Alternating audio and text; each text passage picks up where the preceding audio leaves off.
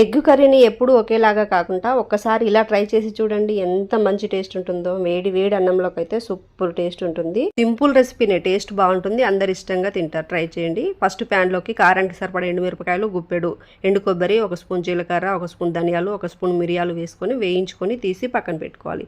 ఇప్పుడు ఇదే ప్యాన్లో 2-3 స్పూన్ల ఆయిల్ వేసుకొని షాజీరా, లవంగాలు, యాలకులు, దాల్చిన చెక్క వేసుకొని ఉల్లిపాయలు, పచ్చిమిరపకాయలు, కరివేపాకు వేసుకొని వేయించుకోవాలి. ఇది వేగేలోపు మనం వేయించుకున్న మసాలాలన్నీ మిక్సీ జార్లో వేసుకొని ఒకసారి గ్రైండ్ చేసుకోవాలి.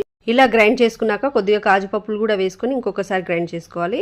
ఇప్పుడు ఇంకొక ప్యాన్లోకి 2 స్పూన్ల ఆయిల్ వేసుకొని కొంచెం కారం, ఉప్పు, పసుపు వేసుకొని ఇలా కలిపేసుకొని ఇప్పుడు ఉడకబెట్టుకున్న గుడ్లని ఇలా కట్ చేసుకొని వేసుకొని ఒక 2 నిమిషాలు వేయించుకోవాలి. ఈలోపు ఉల్లిపాయలు కూడా చక్కగా వేగిపోయి ఉంటాయి. చూడండి, మంచిగా కలర్ వచ్చేసినాయి కదా. ఇప్పుడు ఒకసారి కలుపుకున్నాక ఇందులోకి కొంచెం అల్లం వెల్లుల్లి పేస్టు, పసుపు వేసుకొని పచ్చి వాసన పోయేంత వరకు ఫ్రై చేసుకోవాలి.